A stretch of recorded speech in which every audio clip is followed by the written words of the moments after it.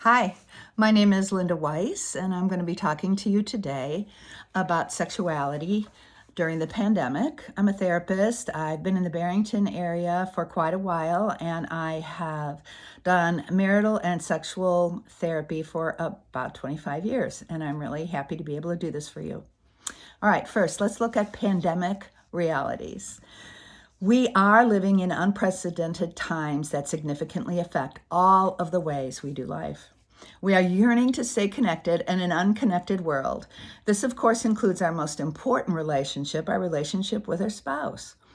Our sexual relationship, emotional intimacy, and relational behaviors may be changing as a result of the coronavirus outbreak and the isolating patterns that we are now experiencing.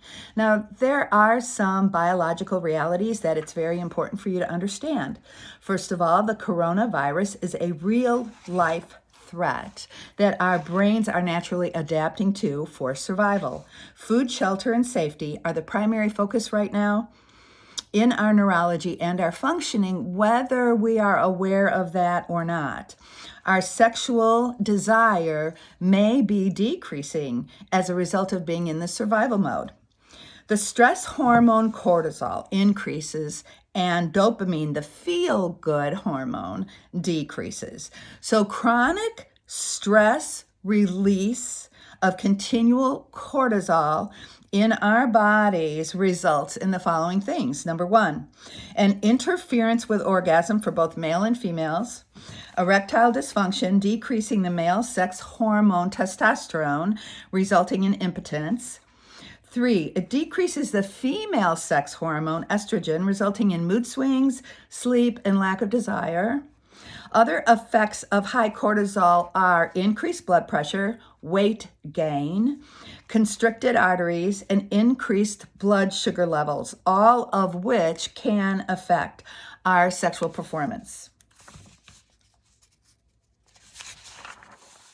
There are some psychological realities as well that it's very important to go over. The brain will shift into a one-person survival mode. So the wants and the needs of the I become more important than the wants and the needs of the we. We need to be intentional about holding both the wants and the needs of ourselves with our spouse's wants and needs.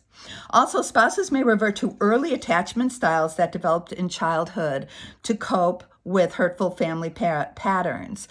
A secure attachment with your spouse is harder to maintain when you have fear or anxiety or this biological survival process exists. Note, during this time, many couples will be able to function in a secure attachment because of patterns that are foundational and solid in their marriage. For example, emotional safety, if they have emotional safety together, if they have open communication without fear and judgment.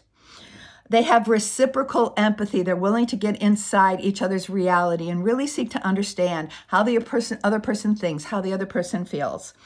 They feel seen. They feel heard. They know they're chosen. They feel special to their spouse. And they have reciprocal actions of love and tenderness. Now, these are just a few of the solid foundational patterns a good marriage should have. So there are two following attachment styles that are very common for us to move into when we're feeling stress. One is anxious, clingy attachment. And that attachment is seen as a person having emotional dependency, always feeling like they are dependent on the other person to make them feel better. High levels of fear and anxiety. This person may want to control or micromanage because it's a way that they feel like they have control of their world. This person may be overfunctioning and overbearing. This person may not be assertive. They may kind of go under in a relationship and be fearful of speaking and voicing their wants and their needs. And this person may be fearful of their spouse's responses and or their spouse's minimization or rejection. Now, the other pattern that is really easy to fall into when we're in a stressful situation and when that cortisol is raging through our bodies is the avoidant dismissive pattern. So this is the person that kind of like shuts down. They kind of escape into their own little world. They really don't seek others out as much. They tend to isolate. They move away from their spouse emotionally. They really don't have a desire for seeking to understand their spouse or seek to help their spouse emotionally. They can be a little bit detached. They can be dismissive of other people, dismissive of their spouse, dismissive of family issues. Like they'll say things like, oh, don't worry about it, or you're too sensitive, or it'll be okay, or things like that.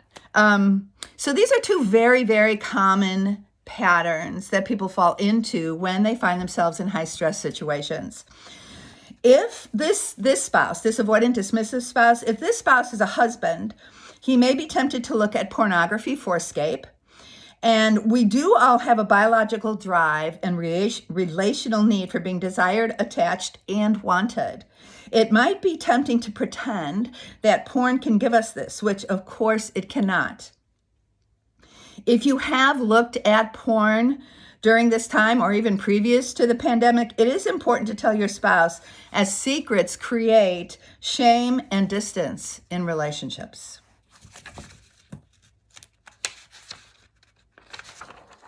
Relational realities. We may not feel as close to each other because our connection has been interrupted by some of these past unhealthy styles of relating.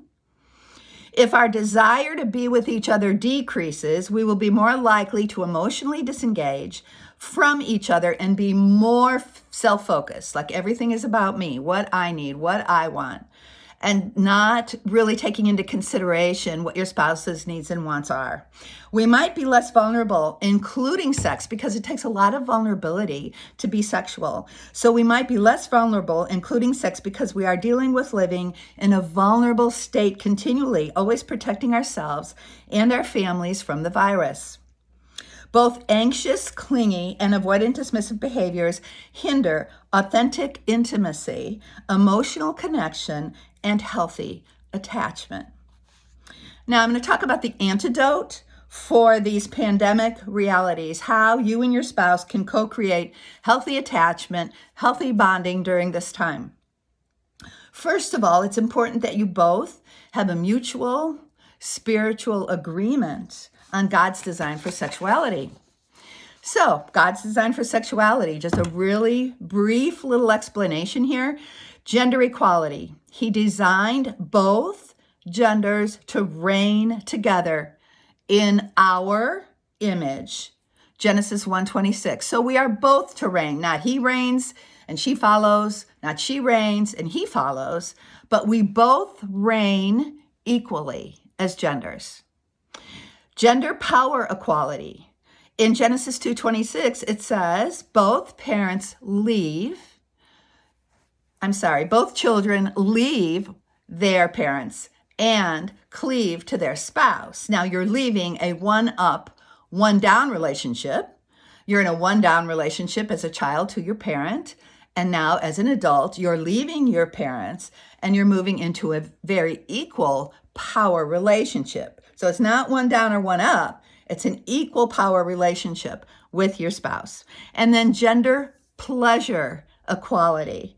God delights in our sexual pleasure. He created our sexual pleasure. And in Song of Songs, there's many passages about celebrating the sexual relationship. So emotional intimacy and safety are the foundation for sexual intimacy, which is God's design. He wants us to feel honored and chosen and loved. He wants us to get inside each other's shoes. He he gave us the greatest example of sacrificial empathy. God, became human to get inside the reality of us as humans. And we are to do no less for our spouses, to seek out what their reality is, be a safe harbor in the storm for them, seek to understand what their fears are, what their dreams are, what their losses are. This is what creates that safe bonding. And once we have this, we're vulnerable, we're free, we're safe, and our sexuality can really flow very freely. So emotional safety, some examples of emotional safety: eye contact, not looking down, not looking to the side, but really looking at your spouse in their eyes and having good eye contact. I like to do an exercise called knees to knees, where I have spouses sit together with their knees to their knees, and they are almost forced to do the eye contact thing. And many of them can't do it. They close their eyes. They're not used to the intimacy of eye contact.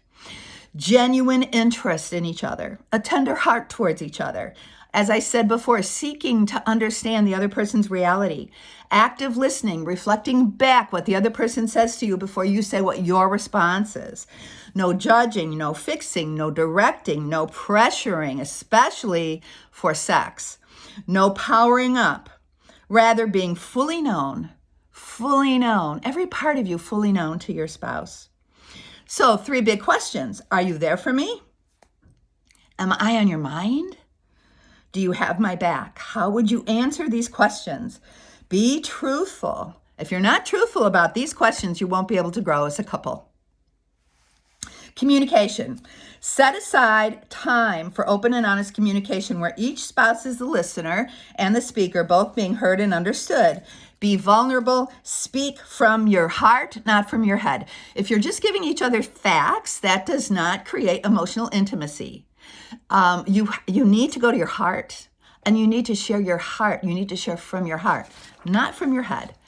Specifically talk about your sexual relationship. Couples do not do this, most likely because of early conditioning and unhealed sexual shame.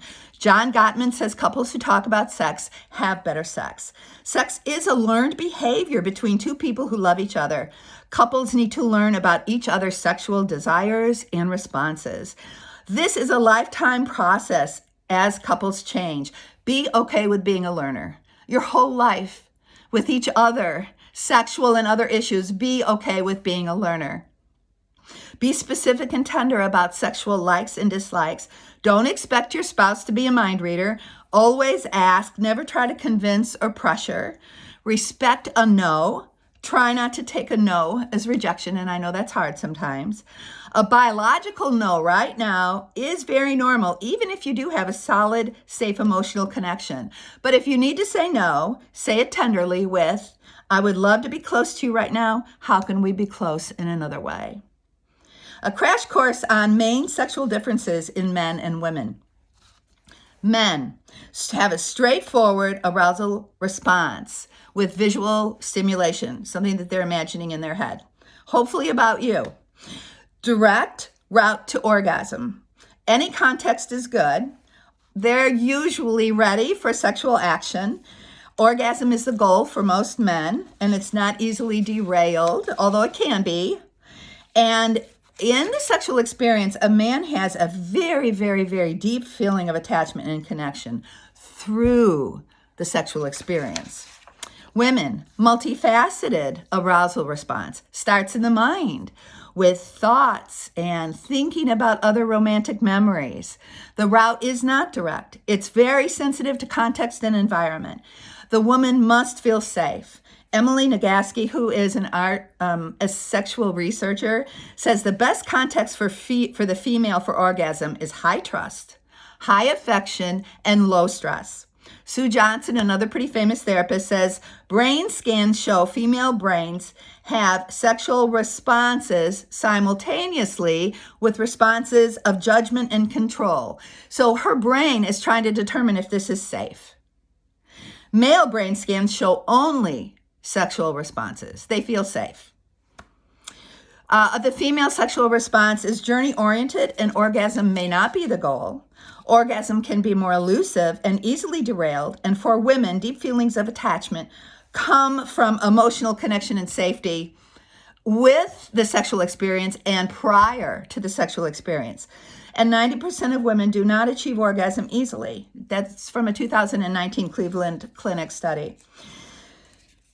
So these are differences that are very, very important to know.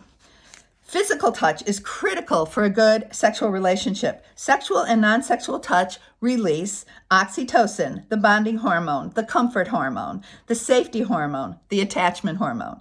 More amounts are released with more touch. Oxytocin can override cortisol, and actually so can dark chocolate. And I just read that this week, and that was a really wonderful finding. Libido increases with emotional connection and non-sexual touching, especially light touch, cuddling, skin-to-skin touch, hand-holding, and 20-second hugs. Everybody should have at least 20-second hug per day. Closing comments. It is natural and biological to not want to be sexual during times of chronic stress and neurological survival instincts, which is now. Sex is a dance in and out of the bedroom, says Sue Johnson. Everything counts. Everything. The cup of coffee, doing the dishes, taking care of the kids. Everything counts for her having low stress and high affection during the sexual experience for her. For women, emotional and relational foreplay. I want to say that again.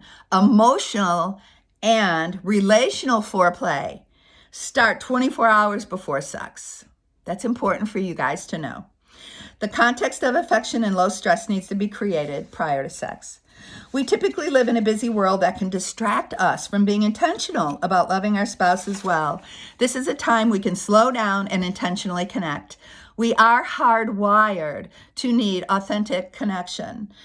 We all have a God-given biological and relational need to feel wanted, to feel desired, and to be attached to another who loves us. This is God's design for his children. He wants nothing less for us, and he wants us to have nothing less for our marriages. Thank you very much. I've prepared a discussion guide with some questions, and I think the discussion guide is fairly self-explanatory. So please take the questions seriously. Discuss them on your own. Use them as a guide to enhance your emotional intimacy, your sexual intimacy, and your good, healthy attachment. Thank you for letting me talk to you. Bye-bye.